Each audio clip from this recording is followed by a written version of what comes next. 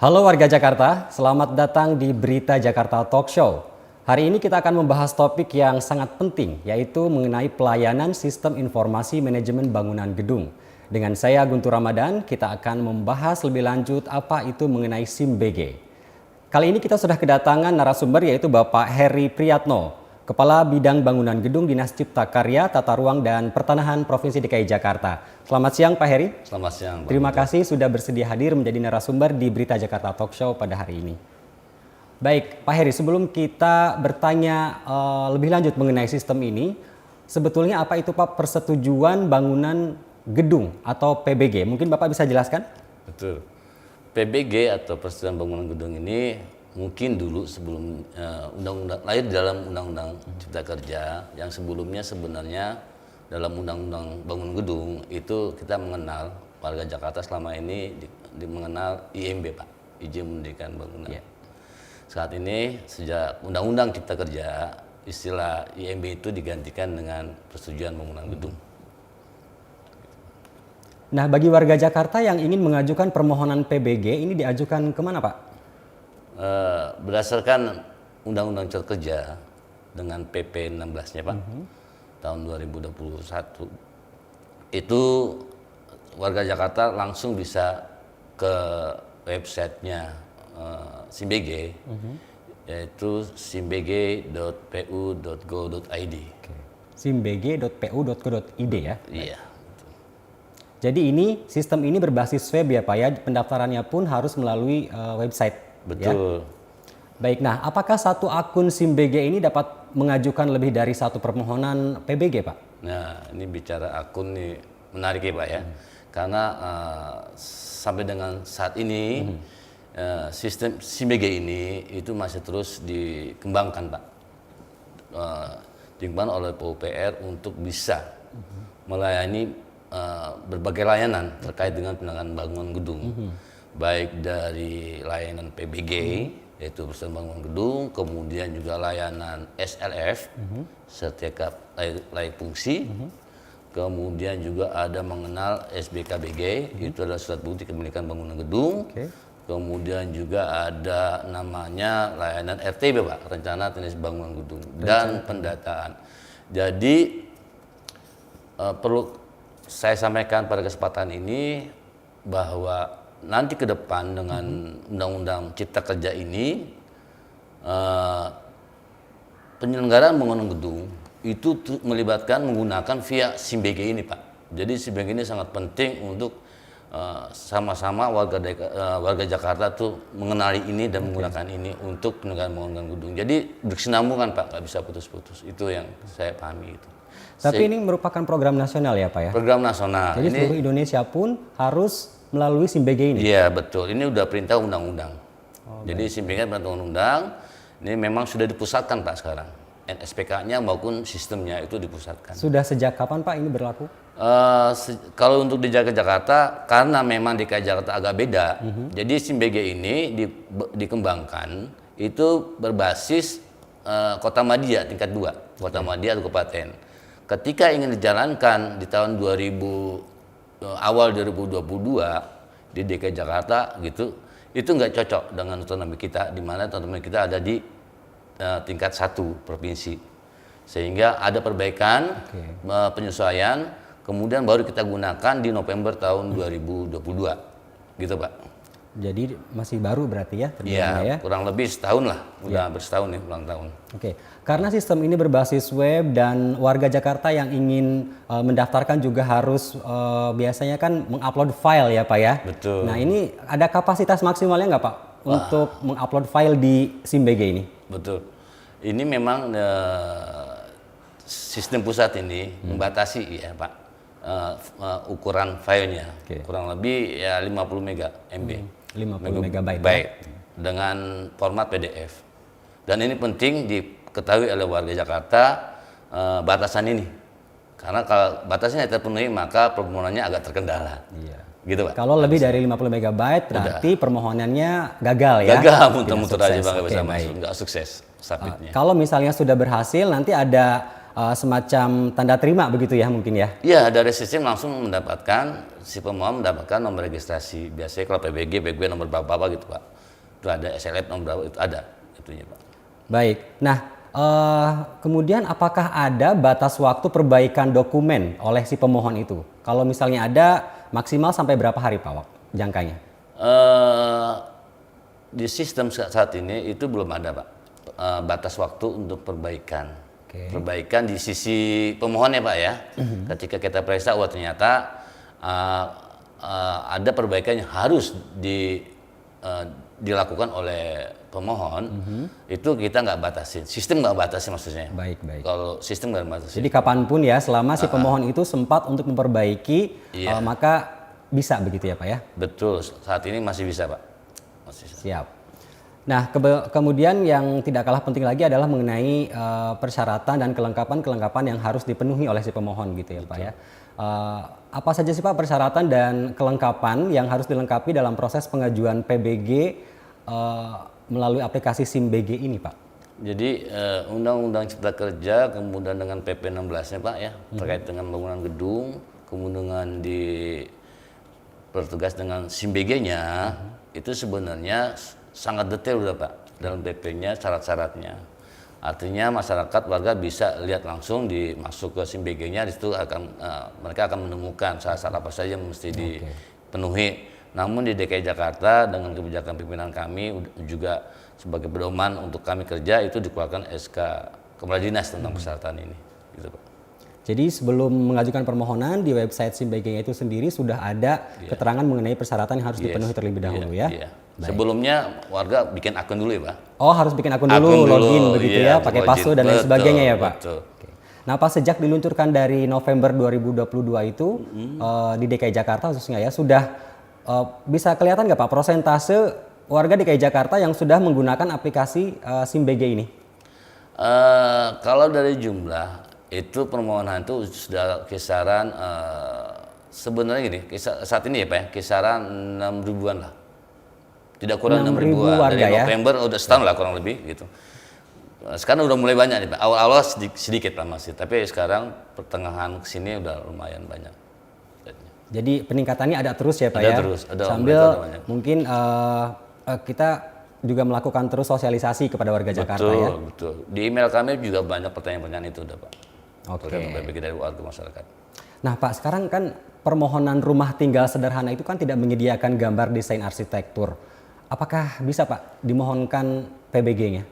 Jadi memang di SIMBG sendiri, di PUPR sendiri, di sistem SIMBG ini menyediakan Pak.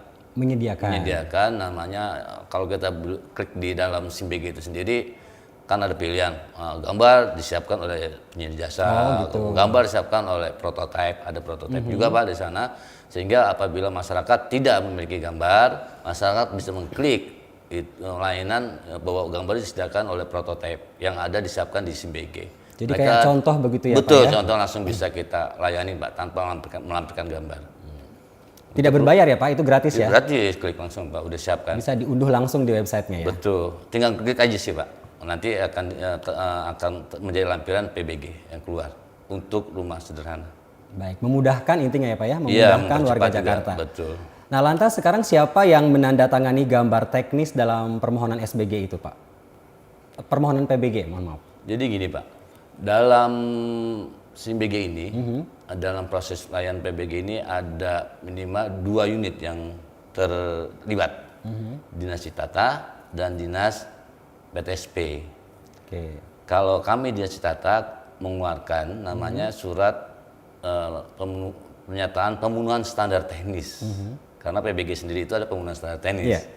Cuma nanti di PTSP akan mengeluarkan PBG-nya, SPP dan gambar lampirannya Pak. Gitu Pak.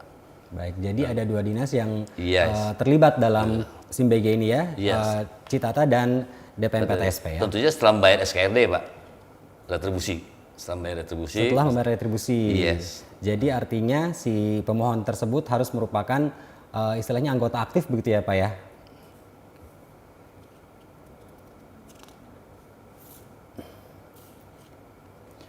Nah sekarang Pak, kalau mengenai dokumen surat kepemilikan tanah yang dapat dilampirkan dalam permohonan PBG itu seperti apa ya Pak ya?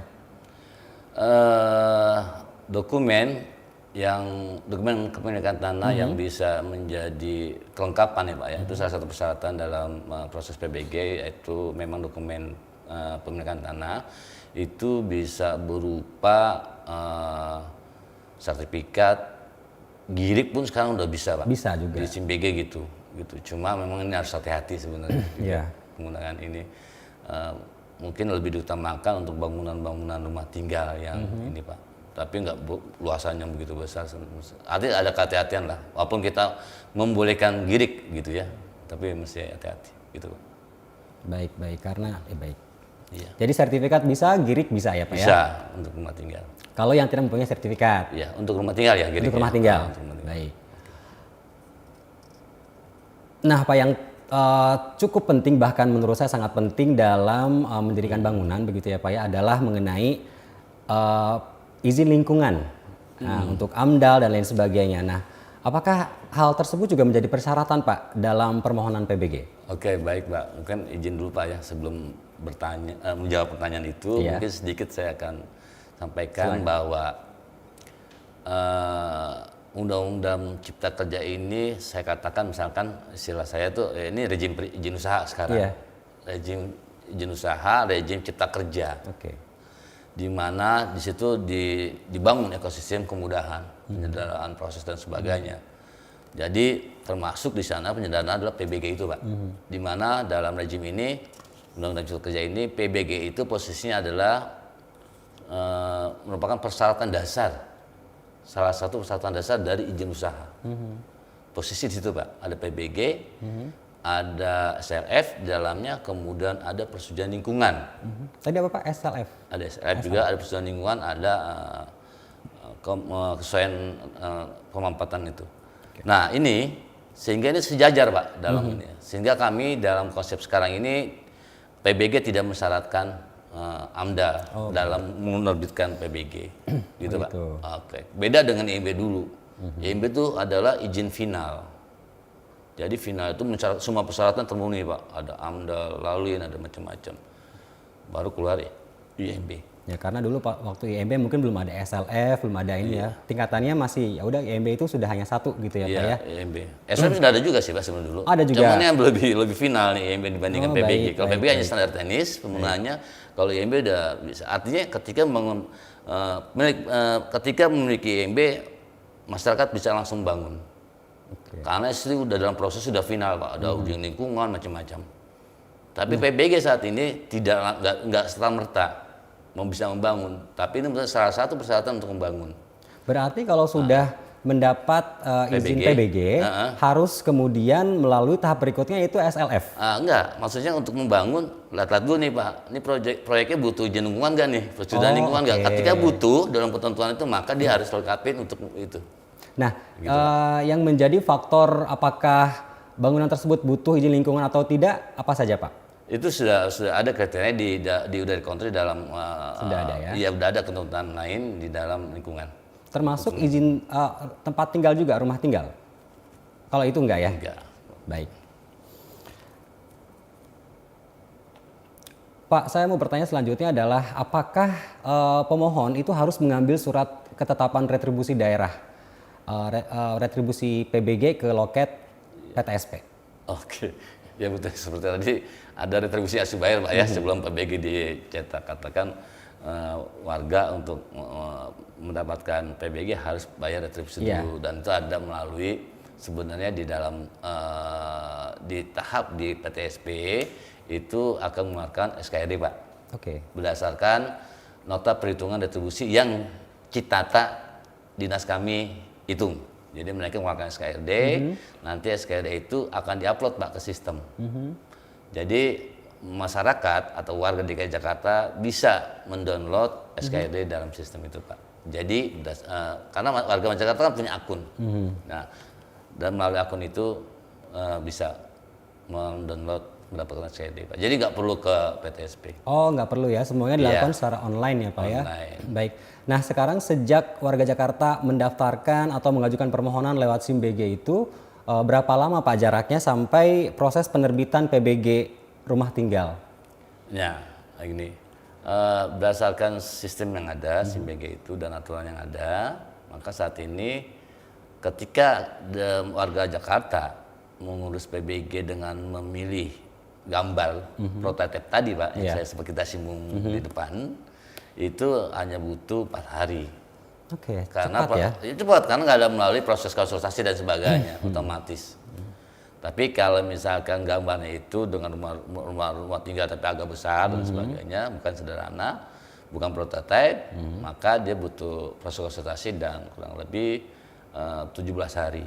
17 hari. Iya, sampai keluar PBG. Jadi semakin sederhana bangunannya, semakin cepat pula mungkin proses Iya, begitu ya Pak ya. Semakin iya. rumit bangunannya juga semakin lama barangkali Iya, seperti iya. itu. Itu batasannya Pak, yang sistem. Iya, iya. Kita bisa saja mempercepat itu. Baik, nah apakah di surat keputusan PBG itu sudah ada berikut gambar lampirannya diberikan secara hard copy kah atau soft copy Pak? Jadi ketika masyarakat atau warga DKI Jakarta sudah membayar retribusi, nanti PTSP akan menerbitkan SK PBG berikut gambar-gambarnya Pak.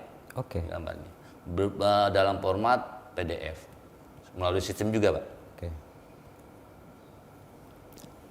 Melalui sistem juga dikirimkannya ya Iya. ke akun si pemohon itu atau akun warga atau bisa ke email mungkin ya Pak ya? Bisa, ada nggak? Iya, harusnya ke sistem lah ya. Ke sistem ya, baik. Pak kalau boleh tahu retribusinya berapa sih Pak? Retribusinya itu ini retribusinya sebenarnya saat ini kita masih mengacu kepada retribusi yang lama ya Pak ya. Sebenarnya itu masih retribusi IMB namanya. Baik. Seharusnya kan udah retribusi PBG, gitu kan Pak. Tapi kita harus dasarnya perda. Masih IMB. Masih IMB karena perdanya retribusi PBG masih dibahas di Dewan. Oh gitu. Gitu Pak. Besarannya? Besarnya tergantung Pak. Seperti kayak prototipe mungkin barangkali nggak terlalu ini. Jadi masih terjangkau lah ya Pak ya? Terjangkau.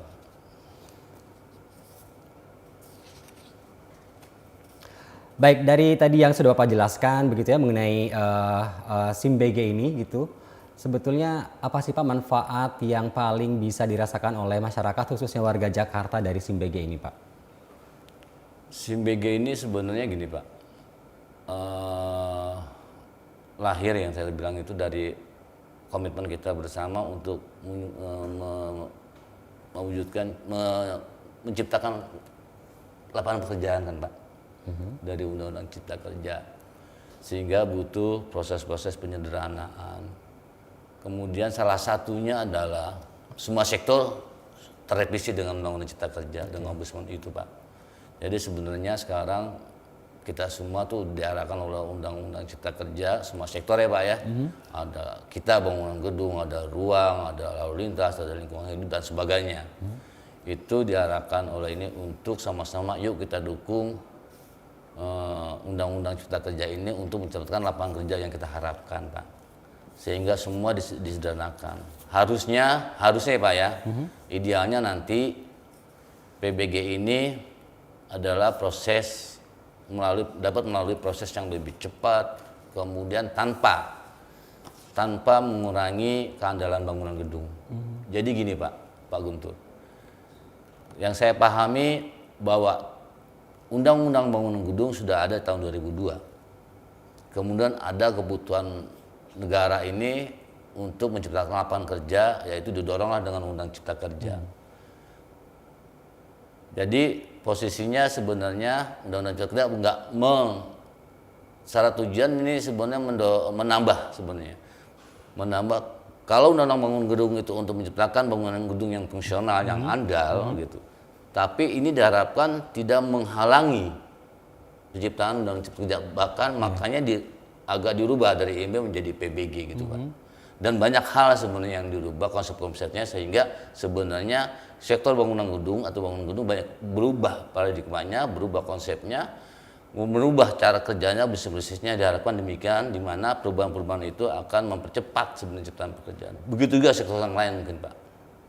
Gitu Pak. Baik. Sebenarnya. Berarti bisa dikatakan juga SIMBG ini merupakan pemutakhiran sistem begitu ya, sebagai imbas dari adanya Undang-Undang Cipta Kerja dan yang bertujuan untuk memudahkan masyarakat khususnya di warga Jakarta ini bagi mereka yang ingin mendirikan bangunan, gitu ya Pak ya. Oke Pak, kita sepertinya sudah sampai di penghujung acara. Nah sebelum saya tutup Berita Jakarta Talk Show kali ini, silahkan Bapak untuk menyampaikan closing statement-nya Pak. Baik, terima kasih Pak Guntur. Terima kasih warga Jakarta, terima kasih Pak Guntur. Jadi, yuk kita sama-sama warga Jakarta, Pemda DKI, dinas kami, Dinas Citata, yuk kita sama-sama mengajak mendukung amanat Undang-Undang Cipta Kerja untuk tentunya kesejahteraan kita semua ya Pak, untuk kesejahteraan kita semuanya, untuk kebahagiaan masyarakat DKI khususnya, warga DKI Jakarta khususnya, dan tentunya pada akhirnya sukses Jakarta untuk Indonesia. Mantap, sukses Jakarta untuk Indonesia. Baiklah warga Jakarta, tadi sudah kita dengarkan penjelasan dari Bapak Heri Priyatno, Kepala Bidang Bangunan Gedung Dinas Cipta Karya, Tata Ruang dan Pertanahan Provinsi DKI Jakarta. Terima kasih Bapak sudah hadir dalam talk show Berita Jakarta Talk Show kali ini untuk membahas pelayanan sistem informasi manajemen bangunan gedung. Program ini menjadi langkah penting dalam memahami dan memaksimalkan potensi sistem informasi untuk manajemen bangunan dan fasilitas di DKI Jakarta. Dengan penerapan teknologi seperti ini, kita dapat membuat langkah-langkah positif menuju masa depan yang lebih baik. Kami berterima kasih kepada para penonton dalam mendukung upaya untuk menjaga dan meningkatkan kualitas bangunan di DKI Jakarta. Jangan lupa untuk mengikuti Berita Jakarta di semua sosial media kita agar tahu semua tentang kota kita DKI Jakarta. Sampai jumpa di episode berikutnya.